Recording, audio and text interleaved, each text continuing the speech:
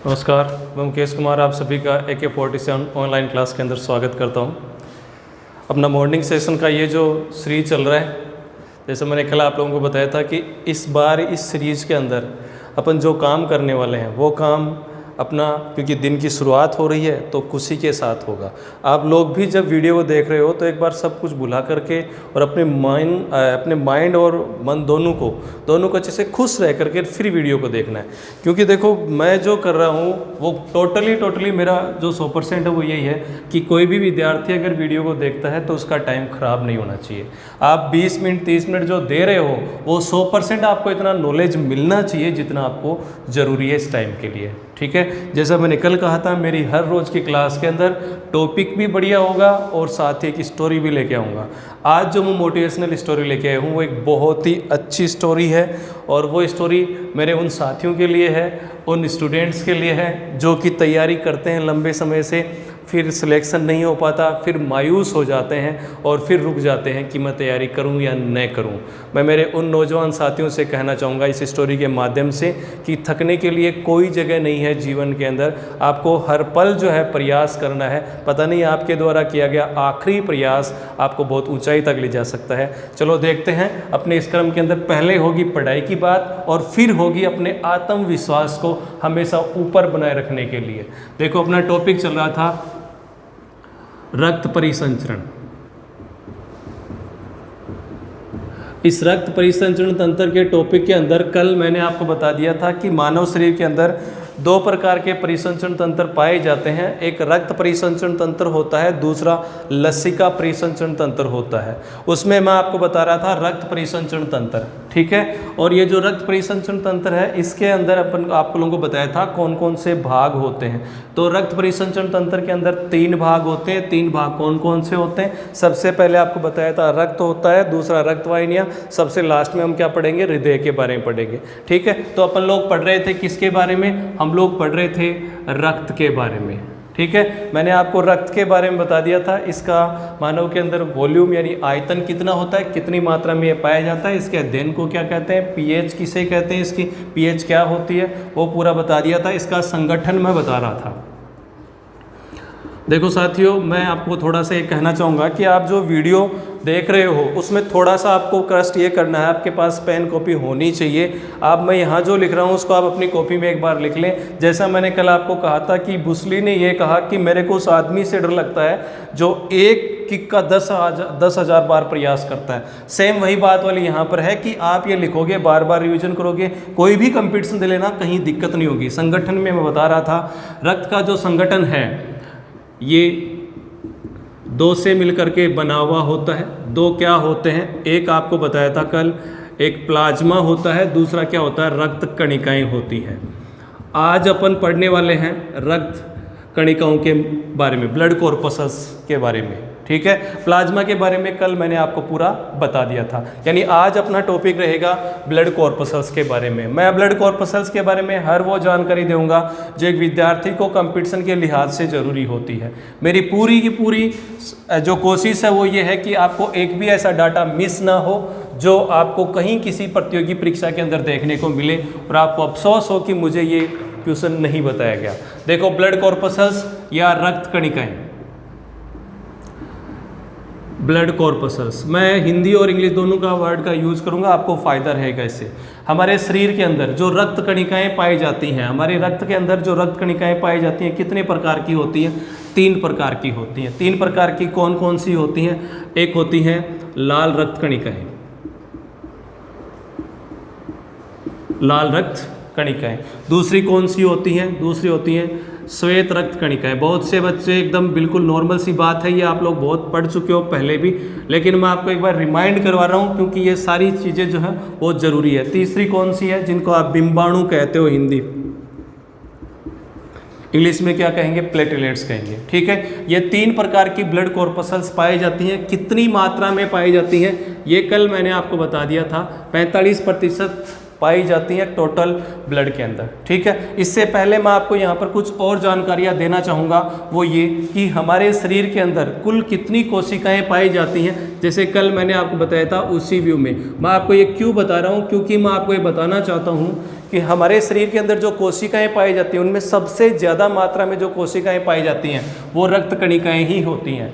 इनमें से कौन सी होती है वो भी बताऊंगा। तो पहली चीज़, मानव शरीर के अंदर पाए जाने वाली कोशिकाओं की संख्या लगभग 30 ट्रिलियन होती है। किताबों के अंदर ये भी लिखा हुआ मिलता है 30 × 10⁻12। ये भी आपको लिखा हुआ मिलेगा। आपको ये भी लिखा हुआ मिल सकता है 30 × 10⁻15। ठीक है, इतनी कोशिकाएं जो है वो मानव शरीर के अंदर पाई जाती हैं। ये कोशिकाओं की संख्या के अंदर थोड़ा वेरिएशन क्यों है?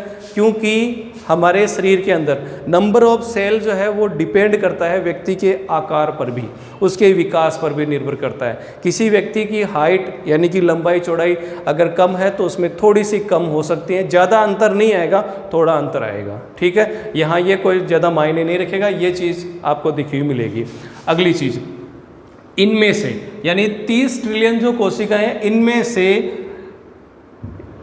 हमारे शरीर में लगभग 200 प्रकार की कोशिकाएं पाई जाती हैं। कितने प्रकार की कोशिकाएं पाई जाती हैं? लगभग 200 प्रकार की कोशिकाएं पाई जाती हैं। इस 30 ट्रिलियन में से सबसे ज़्यादा संख्या के अंदर जो कोशिका पाई जाती है 25 ट्रिलियन वो पाई जाती है। कौन सी? वो आरबीसी होती है। यानी एक क्वेश्चन आपका यहाँ पर तैयार हो गया है, मानव शरीर के अंदर पाई जाने वाली सबसे ज़्यादा संख्या के अंदर कौन सी कोशिकाएं पाई जाती हैं? तो वो कौन सी होती हैं? आरबीसी होती है। यानी सबसे अधिक संख्या के अंदर पाई जाएगी रक्त कणिकाओं का ही एक प्रकार आरबीसी, सबसे अधिक संख्या के अंदर पाई जाने वाली कोशिका है। उसके बाद में दूसरी कौन सी कोशिकाएं होंगी? देखो यहाँ पर मैं आपको डाटा एकदम क्लियर ही कर ही देता हूँ। इसके अलावा बाद में जो कोशिकाएं पाई जाती हैं उनमें आता है नंबर 171 बिलियन कोशिकाएं पाई जाती हैं नर्वस सेल्स।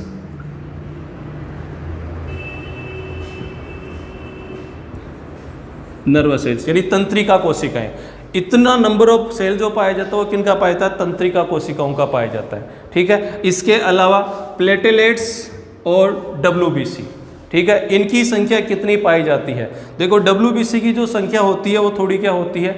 ज़्यादा होती है। किससे? प्लेटलेट्स यानी कि ये जो बिंबाणु है इनकी तुलना में। ठीक है, अगर आप देखो अगर आप इसमें देखना चाहो तो आपको पता चलेगा कि जो डब्ल्यूबीसी है और प्लेटलेट्स हैं,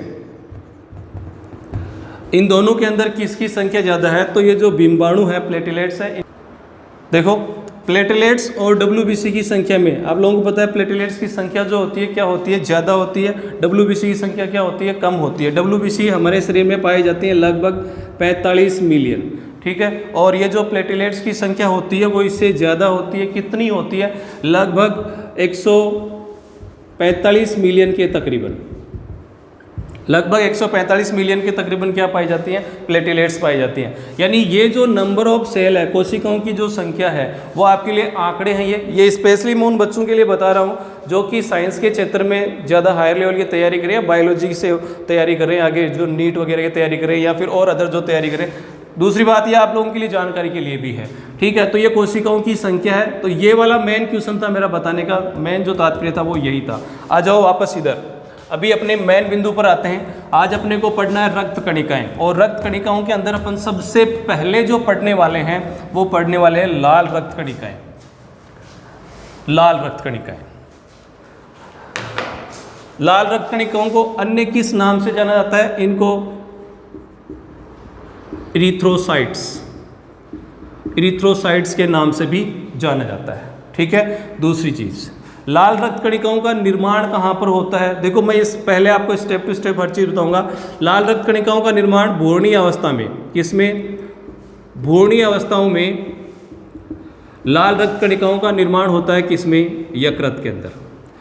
ठीक है, और जब शिशु 7 महीने का हो जाता है, 7 से 9वें महीने के दौरान जो आरबीसी है उसका निर्माण कहाँ होने लग जाता है? उसका निर्माण लाल अस्थि मज्जा में होने लग जाता है। अगला क्वेश्चन आप लोगों का तैयार हो गया होगा। भ्रूणीय अवस्था के अंदर आरबीसी का निर्माण कहाँ होता है? यकृत में होता है। और लाल अस्थि मज्जा में कब निर्माण होने लग जाता है? लाल अस्थि मज्जा में निर्माण होने लग जाता है जब शिशु का जीवन काल 7 महीने का हो जाता है। 7 से 9वें महीने में आरबीसी का फॉर्मेशन कहाँ शुरू हो जाता है? लाल अस्थि मज्जा में हो जाता है। लाल अस्थि मज्जा क्या होता है? मैंने कल आपको बताया था, हड्डियों के अंदर, अस्थियों के अंदर 2 प्रकार के अस्थि मज्जा पाए जाते हैं, एक श्वेत अस्थि मज्जा, एक लाल अस्थि मज्जा। इस लाल अस्थि मज्जा के अंदर जो है रक्त कणिकाओं का निर्माण करने वाली कोशिका पाई जाती है। मेरे प्यारे साथियों, देखो उस कोशिका का नाम भी पूछा जाता है कि वह कौन सी कोशिका है। ये पूछ लिया जाए, उस मात्र कोशिका का नाम लिखिए जो विभिन्न प्रकार की रक्त कणिकाओं का निर्माण करती है। उसको हम क्या कहते हैं? इंग्लिश में उसको कहेंगे हीमोपोएटिक सेल, हिंदी में हीमोपोएटिक कोशिका। ये भी आपको ध्यान रखना है, रक्त कणिकाओं का निर्माण करने वाली मात्र कोशिका का नाम क्या है? हीमोपोएटिक कोशिका। कोई इसी प्रकार की रक्त कणिका हो, उसका निर्माण किसके द्वारा होगा? उसका निर्माण हीमोपोएटिक सेल के द्वारा ही होगा। ठीक है, आरबीसी भी इसी से बनती है, डब्ल्यूबीसी भी इसी से बनती है, प्लेटलेट्स भी इसी से बनती है। आगे बात समझ में? ठीक है, अगली लाइन, आरबीसी के निर्माण की प्रक्रिया को हम क्या कहते हैं? आरबीसी के निर्माण की प्रक्रिया को इरिथ्रोपोइसिस कहते हैं। मेरे दोस्तों, मैं आप लोगों को हर चीज़ वो बता रहा हूँ जो कंप्यूटर में आती है। इरिथ्रोपोइसिस, हाँ, थोड़ा सा आप लोगों को मेरा सहयोग करना है। मैं पूरी परिभाषा ही नहीं लिख रहा हूँ, शब्द लिख रहा हूँ, लेकिन बता रहा हूँ इरिथ्रोपोइसिस किसे कहते हैं। आरबीसी के निर्माण की प्रक्रिया को हम क्या कहते हैं? इरिथ्रोपोइसिस कहते हैं। बात समझ में आ गई? ठीक है, हीमोपोएटिक सेल किसे कहते हैं? ये मात्र कोशिका है, या आप कह सकते हो कि रक्त कणिकाओं का निर्माण करने वाली ये जनक कोशिका है, इसी से बनती हैं सभी। बाकी ये चीज़ आपको क्लियर होगी। आगे आ जाओ। अब आरबीसी का आकार क्या होता है, संख्या क्या होती है, वो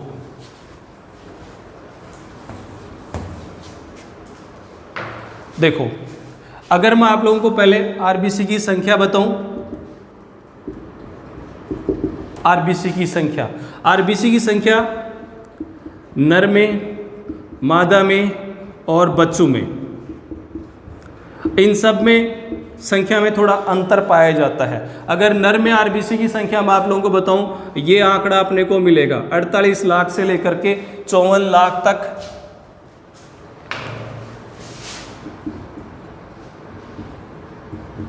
प्रति घन मिमी। ये नंबर ऑफ आरबीसी किस में मिलेंगी? मेल में मिलेंगी। ठीक है, मादा के अंदर नर की तुलना में आरबीसी की संख्या थोड़ी कम होती है। वो कितनी होती है? 45 लाख से 48 लाख जो है प्रति घन मिमी आरबीसी पाई जाती है। और बच्चों में देखो, बच्चों के अंदर आरबीसी की संख्या वयस्क की तुलना में ज़्यादा होती है, उनकी तुलना में ज़्यादा होती है। कितनी होती है इसको अगर बताएं तो बच्चों के अंदर लगभग 60 लाख प्रति घन मिमी आरबीसी पाई जाती है। ठीक है, आरबीसी की संख्या समझ में आ गई। अब मैं आरबीसी की संख्या से संबंधित कुछ क्वेश्चन दे देता हूं। वो ये, हमारे शरीर के अंदर आरबीसी की संख्या क्या इससे कम हो सकती है, क्या इससे ज़्यादा हो सकती है? पहली चीज़, अगर मानव के शरीर के अंदर आरबीसी की संख्या, ये औसत संख्या है, इनसे ज़्यादा होती है तो उसको क्या कहते हैं? उसको पॉलीसाइथेमिया। पॉलीसाइथेमिया क्या किसे कहते हैं? पॉलीसाइथेमिया का मतलब है यदि व्यक्ति के शरीर के अंदर आरबीसी की संख्या में वृद्धि होती है, आरबीसी की संख्या में वृद्धि क्या कहलाती है? पॉलीसाइथेमिया कहलाती है। अगर आरबीसी की संख्या में कमी होती है तो वह स्थिति क्या कहलाती है? वह स्थिति एनीमिया कहलाती है। क्या कहलाती है? एनीमिया कहलाती है। आरबीसी की संख्या में कमी क्या कहलाएगा? एनीमिया। अभी बता दूंगा एनीमिया क्यों कहलाता है, क्या है। देखो, क्या संख्या में कमी या ज़्यादा हो सकता है? हाँ, हो सकता है। देखो, एक स्थिति मैं आप लोगों के सामने लेके आता हूँ। जब भी हम लोग जो है पहाड़ी क्षेत्र में जाते हैं, कहाँ जाते हैं? पहाड़ी क्षेत्र में।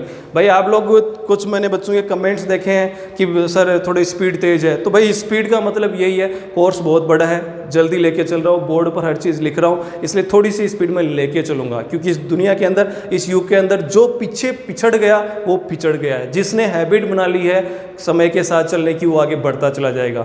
मैं शुद्ध बोल रहा हूँ, कोशिश पूरी है, जो भी बोल रहा हूँ लिख रहा हूँ, इसलिए मैं अपने शब्दों को हिंदी में ज़्यादातर लिख रहा हूँ। ठीक है, देखो बता रहा था आपको कि हमारे शरीर के अंदर आरबीसी की संख्या कब बढ़ती है या कब कम हो सकती है। देखो, आप लोगों को अक्सर ये चीज़ें देखने को मिलती है। यदि हम लोग यानी जो ग्राउंड पर धरातल पर रहने वाले लोग पहाड़ी क्षेत्रों में जाते हैं तो पहाड़ पर चढ़ाई करते समय या हम गाड़ी की सहायता से जा रहे हैं तो पहाड़ पर जाते जाते हमें चक्कर आने लग जाते हैं। क्यों होता है ऐसा? एक बार सोचो, आप अपने आप से पूछो। पहाड़ी क्षेत्र में यदि धरातल पर रहने वाला व्यक्ति जाता है तो उसको चक्कर आना शुरू हो जाते हैं, वोमिटिंग हो सकती है। क्यों होता है ऐसा? वो इसलिए होता है क्योंकि पहाड़ी क्षेत्र पर ऑक्सीजन का दाब क्या होता है, वायुमंडलीय दाब क्या होता है, आप लोगों को पता है, कम होता है। एटमॉस्फेरिक प्रेशर जो है वो ऊंचाई बढ़ने के साथ साथ क्या होता जाता है, कम होता जाता है। पता है आप लोगों को, हम लोग ग्राउंड पे धरातल पर रहने वाले व्यक्ति हैं, पहाड़ पर जाएंगे, हमारे शरीर के अंदर जो आरबीसी है वो पर्याप्त मात्रा में शरीर की प्रत्येक कोशिका तक पर्याप्त ऑक्सीजन की आपूर्ति नहीं कर पाती है। इसलिए हम जब भी धरातल पर रहने वाले व्यक्ति पहाड़ी क्षेत्र में जाते हैं तो हमें चक्कर आना, वोमिटिंग होना, ऐसी समस्या उत्पन्न होती है। इस स्थिति से निपटने के लिए हमारा शरीर कुछ ही समय के अंदर आरबीसी की संख्या में तेजी से बढ़ोतरी करता है और हमें कुछ ही समय के अंदर ये जो अलग परिस्थितियां उत्पन्न हुई थी शरीर में, जो परिवर्तन आए थे, वो वापस क्या हो जाते हैं, समाप्त हो जाते हैं। ठीक है, तो आरबीसी की संख्या बढ़ी कि नहीं बढ़ी? व्यक्ति के शरीर में आरबीसी की संख्या कब बढ़ती है? जब व्यक्ति के शरीर के अंदर कोशिकाओं तक, शरीर के प्रत्येक अंग की टिश्यू तक अगर पर्याप्त मात्रा में ऑक्सीजन नहीं पहुंच पा रही है तो हमारे शरीर के द्वारा आरबीसी की संख्या के अंदर बढ़ोतरी की जाती है। क्यों की जाती है भाई? बड़ी कहानी है, जनरल साइंस पढ़ रहे हैं आप लोग, यहां तक याद रखो कि व्यक्ति की बॉडी के अंदर अगर ऑक्सीजन पर्याप्त मात्रा में नहीं पहुंचेगी तो आरबीसी की संख्या में बढ़ोतरी होगी। आगे बात समझ में? ठीक है, ये जो पहाड़ी क्षेत्र वाला एक बीमारी है वो पूछा जाता है परीक्षा के अंदर, जिसको हाई एल्टीट्यूड सिकनेस कहते हैं। अब आप लोग सोच रहे होंगे सर ये इंग्लिश का वर्ड है। दोस्तों मैं इसलिए बता रहा हूँ क्योंकि एग्जाम के अंदर दोनों लैंग्वेज आती है और आप हिंदी के अंदर वर्ड दो, क्योंकि हिंदी के वर्ड जो है वो पेपर में कई बार अप एंड डाउन हो जाते हैं। यानी कोई जो पेपर सेटर है वो पूर्ण हिंदी में लिख देता है, कोई इंग्लिश का ट्रांसलेट करके लिख दिया जाता है। इसलिए मैं इंग्लिश का शब्द लिख रहा हूँ जिसे आप पकड़ पाओ। इसको हिंदी में कहते हैं उच्च तुंगता। सिकनेस का मतलब है कमजोरी या बीमारी भी आप कह सकते हो, उच्च तंगता की बीमारी इसको कहते हैं। ध्यान रखना ये क्यों होती है। ठीक है, हाई एल्टीट्यूड सिकनेस का मतलब होता है जब व्यक्ति धरातल वाला ऊंचाई पर जाता है तो उसको चक्कर आते हैं, वोमिटिंग होने जैसी स्थिति उत्पन्न होती है। इस दौरान जो है कुछ समय बाद में उसके शरीर के अंदर आरबीसी की संख्या बढ़ जाती है और वापस नॉर्मल अवस्था में पहुंच जाता है। ठीक है, बात समझ में आ गई? तो आरबीसी की संख्या कब बढ़ती है ये मैंने आपको बता दिया है। आरबीसी की संख्या से संबंधित मैटर हो गया है क्लियर। अगर आप लोग इसमें ये देखो कि आरबीसी की संख्या कौन से जीव में ज़्यादा होती है, कौन से जीव में कम होती है, तो मैं इतना बता दूं कि जिन जीवों का आकार बड़ा होता है उनको ज़्यादा मात्रा के अंदर जो ऑक्सीजन की सप्लाई करनी पड़ती है, ऑक्सीजन की आपूर्ति करनी पड़ती है, तो उनके अंदर संख्या क्या हो सकती है, ज़्यादा हो सकती है। अब देखो आगे, अगला जो आरबीसी के अंदर टॉपिक है वो क्या है, आरबीसी का आकार। आप लोग किताबों के अंदर, प्रतियोगी परीक्षाओं के अंदर बहुत छोटा छोटा मैटर देखते होंगे। मैं पूरा बताऊंगा भाई, पहले कहा था मैंने पहले ही रोज़, हम कच्चा नहीं पढ़ाएंगे, पढ़ाएंगे पूरा पढ़ाएंगे, जितना पढ़ाएंगे सॉलिड पढ़ाएंगे। ठीक है, इसलिए आप लोगों को धैर्य रखना है, कॉपी पेन लेके बैठो, एक बार जीवन में तैयारी कर लो, हर कंपटीशन दो, आगे निकलते चले जाओगे। नहीं तो बार बार वही वाली बात है, हर बार भटकते रहो भटकते रहो भटकते रहो, कब तक भटकोगे? आखिरी कोना कहीं ना कहीं तो आएगा ही। देखो इधर आकार, आरबीसी का आकार कितना होता है, अलग अलग मैं बता रहा हूँ। मानव की आरबीसी का आकार, मानव में आकार जो है वो कितना होता है, ठीक है। इसके अलावा सबसे छोटी आरबीसी, सबसे बड़ी आरबीसी किसमें पाई जाती है, ठीक है। इसके अलावा स्तनधारियों में सबसे बड़ी आरबीसी, मैं ये आपको इसलिए बता रहा हूँ क्योंकि ये क्वेश्चन मैंने कंपटीशन एग्जाम्स के अंदर देखे हैं। ठीक है, मानव की आरबीसी का आकार कितना होता है, देखो सोचो, देखे आप लोगों को कितना याद रहता है कितना नहीं याद रहता। मैं बताता जाता हूँ आपको। सबसे छोटी आरबीसी जो है वो 2.5 माइक्रोन की होती है। ठीक है, सबसे बड़ी आरबीसी जो है वो कितनी होती है, सबसे बड़ी आरबीसी जो है वो 75 माइक्रोन की होती है, ये माइक्रोन बोलते हैं इसको।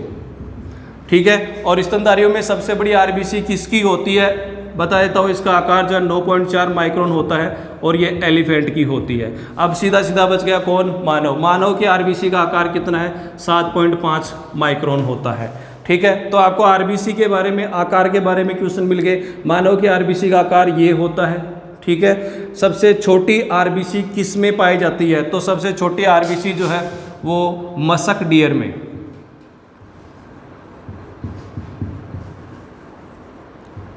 किसमें? मसक डियर में।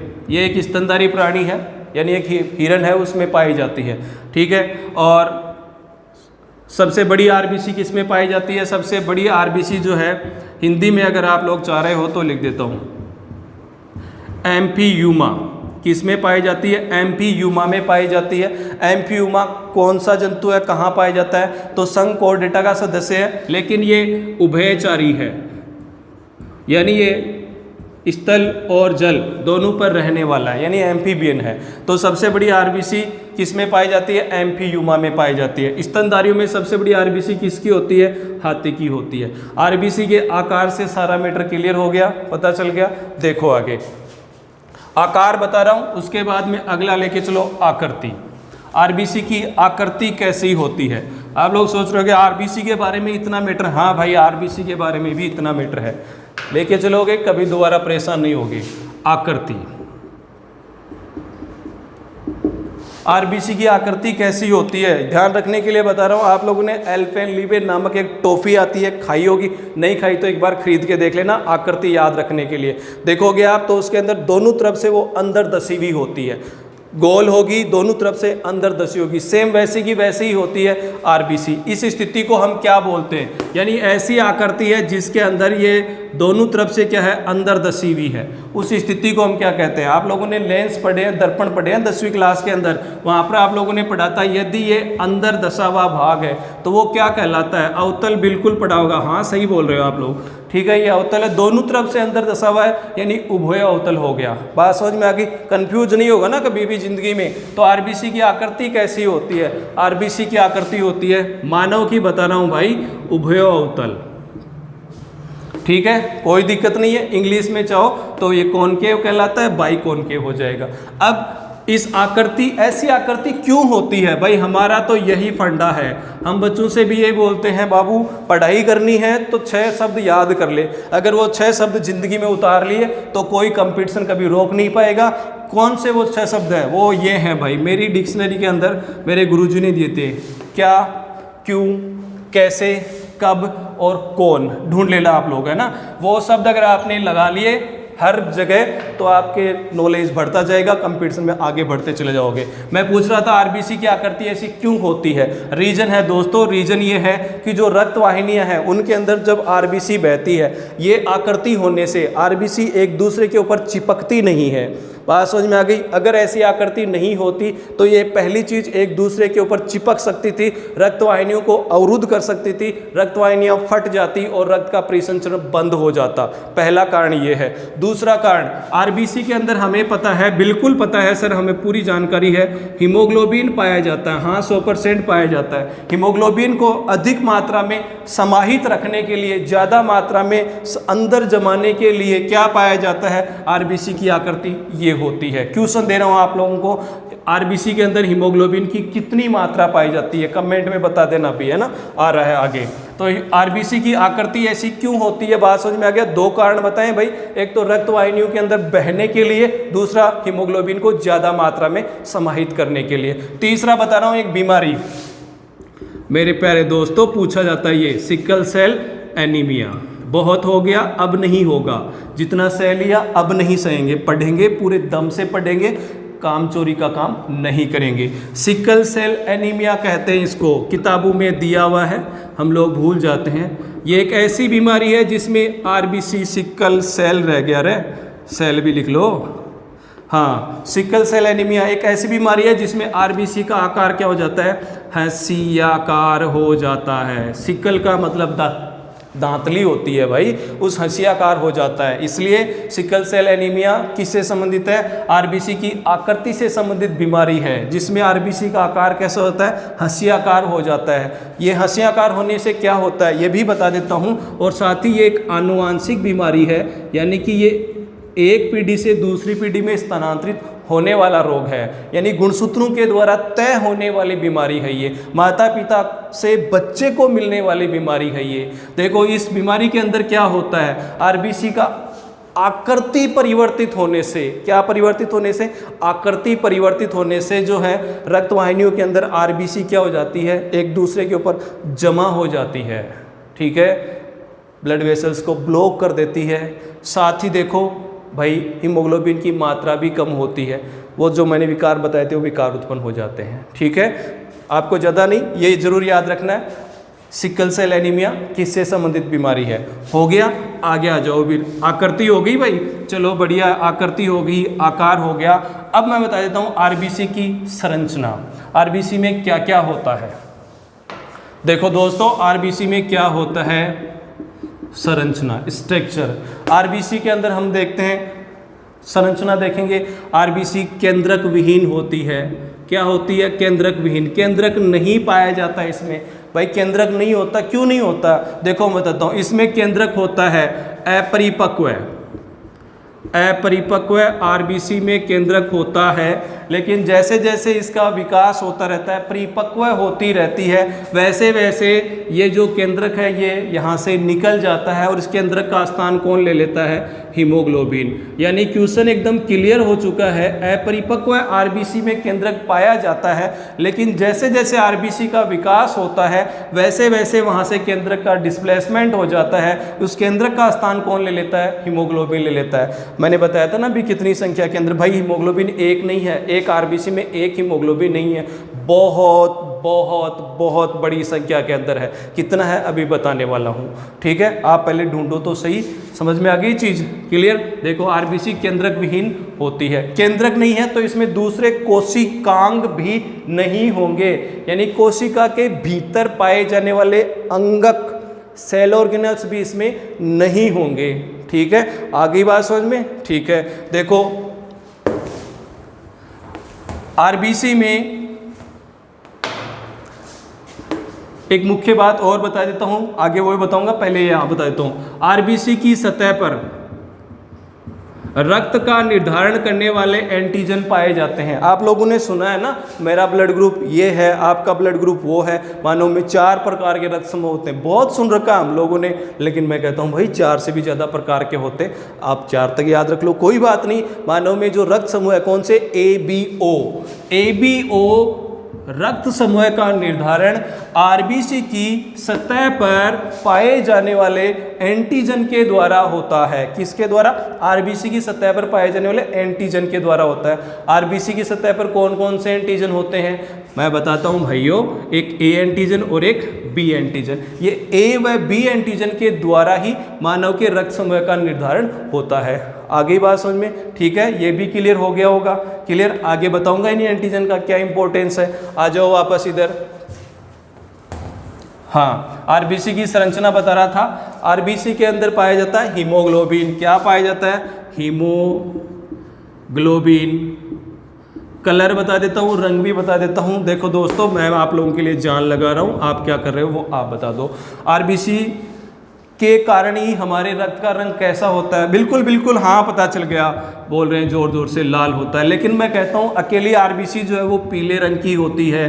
ठीक है, अकेली आरबीसी कैसी होती है? पीले रंग की होती है। लेकिन आरबीसी समूह के अंदर उपस्थित होती है तो कैसी दिखाई देती है? लाल दिखाई देती है। अगर रक्त के अंदर ऑक्सीजन की मात्रा ज़्यादा है तो रक्त का रंग कैसा दिखाई देता है? चमकीला लाल दिखाई देता है। आगे बात समझ में? ठीक है, तो आरबीसी के कारण ही रक्त का रंग क्या होता है? लाल होता है। ठीक है, क्यों होता है? क्योंकि आरबीसी के अंदर रक्त के रंग के निर्धारण के लिए हीमोग्लोबिन पाया जाता है। इस हीमोग्लोबिन को श्वसन वर्णक कहते हैं। श्वसन वर्णक किसे कहते हैं? वह रासायनिक यौगिक जो कि वर्णक यानी रंग प्रदान करता है। किसको रंग प्रदान करता है? श्वसन के अंदर काम आ रहा है, ठीक है, यानी जीव के रक्त को रंग प्रदान करता है, वो क्या कहलाता है? श्वसन वर्णक कहलाता है, ठीक है। मानव शरीर में पाए जाने वाले श्वसन वर्णक का नाम बताइए। नया क्वेश्चन तैयार हो गया है, क्या कहते हैं उसको? हीमोग्लोबिन। थोड़ा सा और बता देता हूँ, क्या दोस्तों इस जीव जगत के अंदर हीमोग्लोबिन के अलावा और भी कोई श्वसन वर्णक होता है?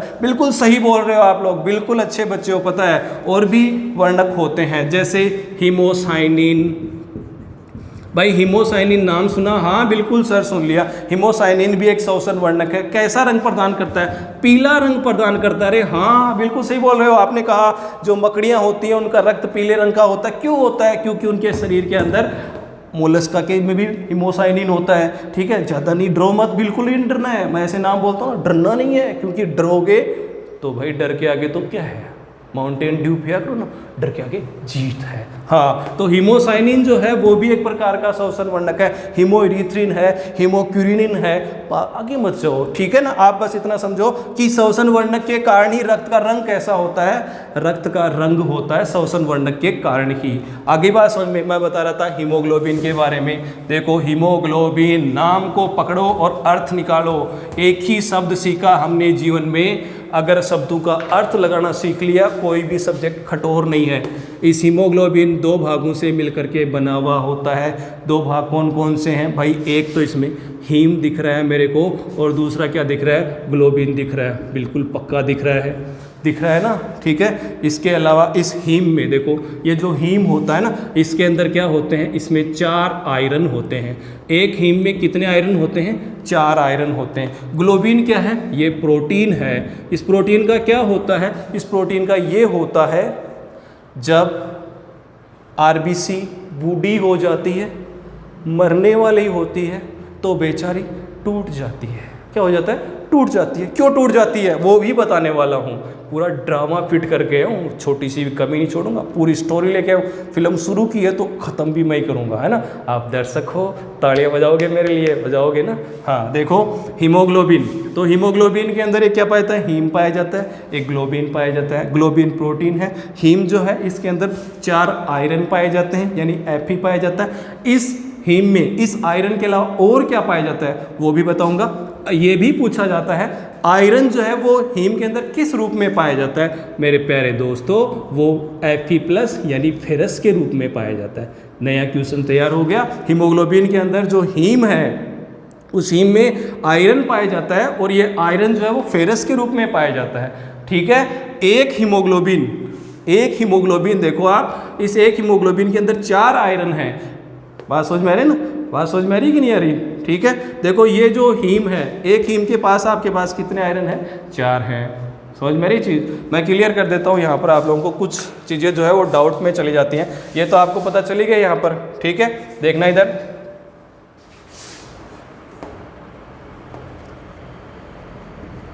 आप लोगों ने अक्सर ये देखा हीमोग्लोबिन के साथ ये लिखा हुआ मिलता है, यानी जो हीमोग्लोबिन का अणु है, एक हीमोग्लोबिन का अणु कितनी ऑक्सीजन को कैरी करता है? तो ऑक्सीजन के 4 अणु को ले जाने का काम करता है। ऑक्सीजन के कितने अणु को ले जाने का काम करता है? 4 अणु को ले जाने का काम करता है। बात समझ में आ गई? तो देखो ये जो हीम है, ये 4 हीम है, और प्रत्येक हीम के पास क्या? 1 आयरन है। तो हीमोग्लोबिन में कितने आयरन हो गए? 4 आयरन हो गए। एक बार दोबारा क्लियर कर लेना सीधा सीधा। ये जो हीमोग्लोबिन है, 4 हीम है, प्रत्येक हीम के पास 1 आयरन होता है। तो कितने आयरन हो गए? एक हीमोग्लोबिन के अंदर 4 हो गए। एक हीमोग्लोबिन का अणु, एक हीम का अणु जो है 1 ऑक्सीजन के साथ जुड़ता है, तो 4 हीम के अणु कितने के साथ जुड़ जाएंगे? 4 के लिए जुड़ जाएंगे। तो ये भी लिखा हुआ मिलता है Hb4O8, ठीक है। क्वेश्चन बनता है एक हीमोग्लोबिन का अणु कितने ऑक्सीजन के अणुओं का परिवहन कर सकता है? उत्तर आएगा 4 ऑक्सीजन के अणुओं का परिवहन कर सकता है। अब इसको सॉर्ट करोगे ना, गणित वाले सर बहुत बताते हैं, तो ये हो जाएगा 2, यहाँ 4 है, यहाँ 8 है, तो ये क्या हो जाता है? HbO2 भी इसको लिख देते हैं। और इसका रासायनिक नाम क्या है? इसको ऑक्सी हीमोग्लोबिन कहते हैं। क्या कहते हैं? Oxy haemoglobin. आ गई बात समझ में इतनी? ठीक है, वेरी गुड। देखो आगे क्या होता है, ये जो ग्लोबिन प्रोटीन है, इस ग्लोबिन प्रोटीन को तोड़ दिया जाता है। किसके द्वारा तोड़ दिया जाता है? देख लो इधर, जब आरबीसी की आयु ज़्यादा हो जाती, कितनी का आयु, आरबीसी का जीवन काल कितना है, आरबीसी का जीवन काल 120 दिन। अब आप बताओ 120 दिन के बाद में आरबीसी मर जाती है, क्यों मर जाती है? बटन है क्या कोई जो ये मर जाएगी? हाँ, आरबीसी मरती है, क्यों मरती है? इसके पीछे भी क्वेश्चन है बहुत बड़ा। आप सोचो जब आरबीसी बूढ़ी होती है तो उस स्थिति के अंदर ये आरबीसी जब प्लीहा में से गुजरती है, किस में से गुजरती है? प्लीहा में से। प्लीहा क्या है? एक शरीर का ऑर्गन है, कहाँ पाया जाता है? ढूंढते रहो बॉडी के अंदर, अपनी अपनी बॉडी के अंदर करो ऑपरेशन सर्जरी, मिलेगा कहीं ना कहीं तो। एलो इधर पाया जाता है, इधर कहाँ? ये हाथ देख लो, जो भी है, मेरे को नहीं पता कौन सा हाथ है, इस हाथ की तरह पाया जाता है। यहाँ पर, यहाँ होता है अग्नाशय, अग्नाशय के पास यहाँ पर पाया जाता है प्लीहा। ठीक है, जब इसमें से रक्त गुजरता है ना, तो रक्त के अंदर जो डेड आरबीसी है, मर्त आरबीसी है, उन आरबीसियों को यहाँ पर पाई जाने वाली मैक्रोफेज कोशिकाएं, कौन सी कोशिकाएं? मैक्रोफेज कोशिकाएं। यकृत के अंदर भी होता है ये, लेकिन प्लीहा में ज़्यादा होता है। प्लीहा के अंदर मर्त आरबीसी को पकड़ा जाता है। ये जो मैक्रोफेज कोशिकाएं, उनके द्वारा मर्त आरबीसी का भक्षण किया जाता है। क्या किया जाता है? भक्षण किया जाता है। ठीक है, और वहाँ भक्षण करके इस आरबीसी को तोड़ दिया जाता है। किसके अंदर? आरबीसी में से हीमोग्लोबिन को अलग कर लिया जाता है। ठीक है, और फिर इस हीमोग्लोबिन का क्या हो रहा है वो मैं आपको बता रहा हूँ। ये जो हीमोग्लोबिन है, इसमें ग्लोबिन प्रोटीन का पाचन हो जाता है, और जो हीम है, ठीक है ना, इस हीम में से इस आयरन को भेज दिया जाता है अस्थियों के अंदर, अस्थि मज्जा के पास। जो दोबारा से नई आरबीसी बन रही है, उस आरबीसी के अंदर ये हीम चला जाएगा और दोबारा से नई आरबीसी बन जाएगी।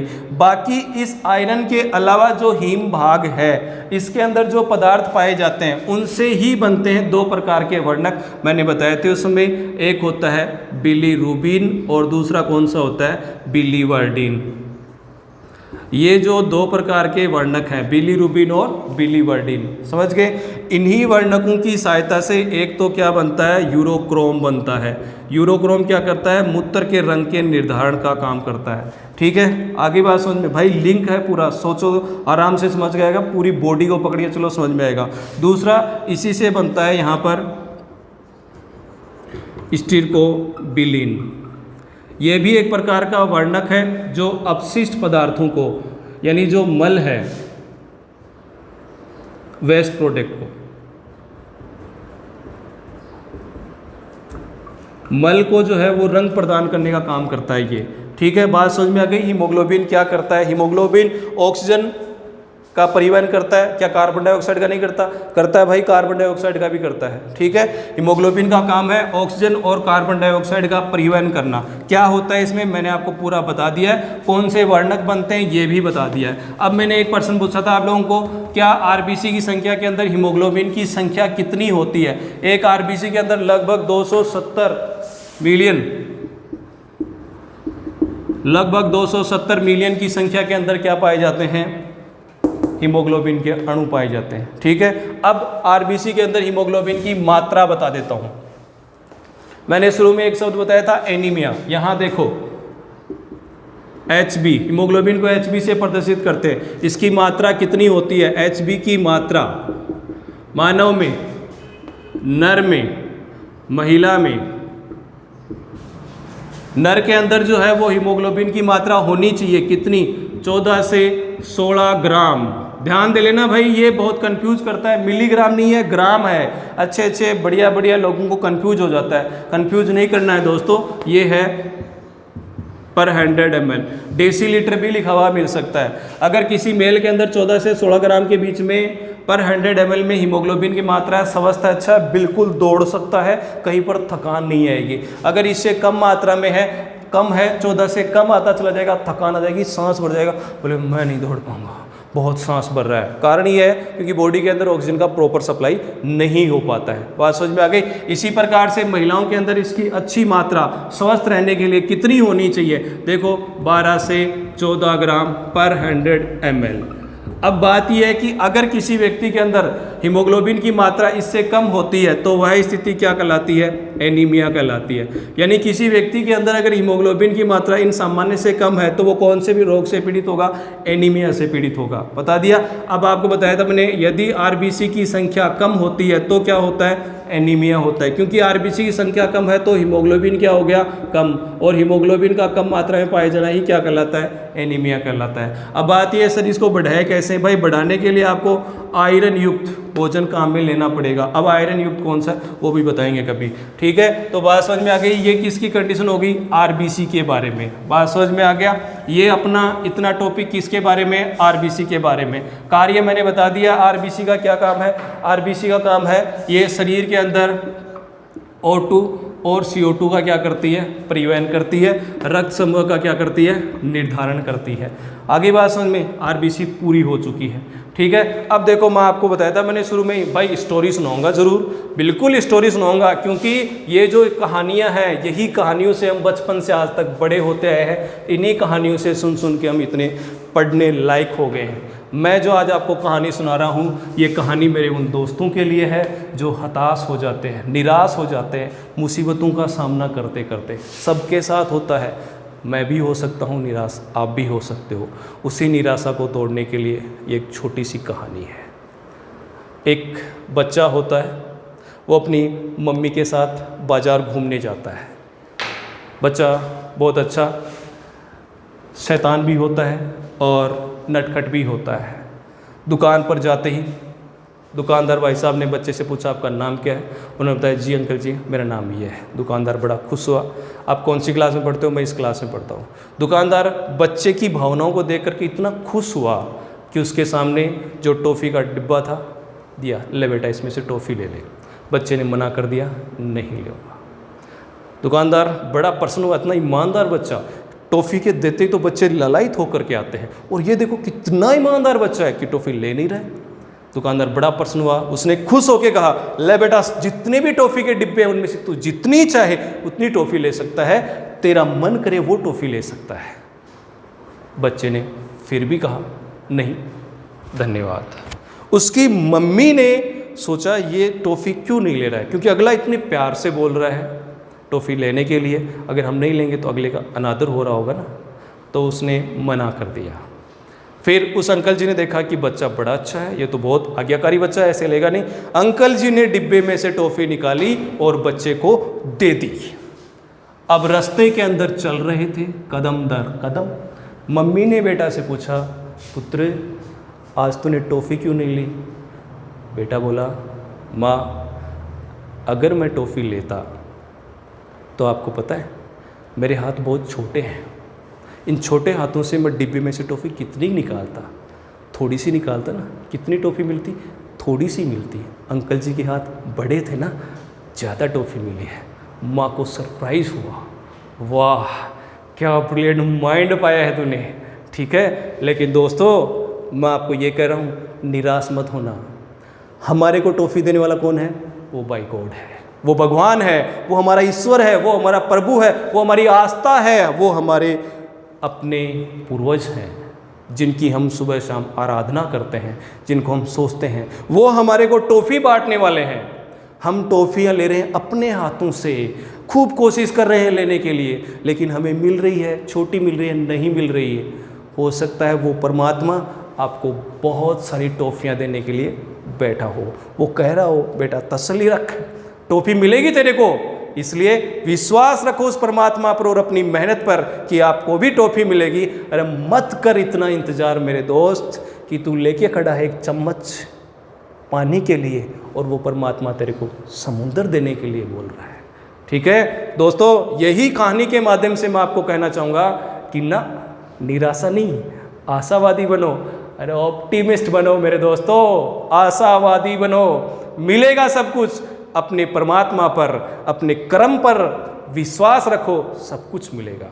इसी बातों के साथ मैं मुकेश कुमार आप लोगों से आज के लिए आज्ञा चाहता हूँ। जय हिंद, जय भारत।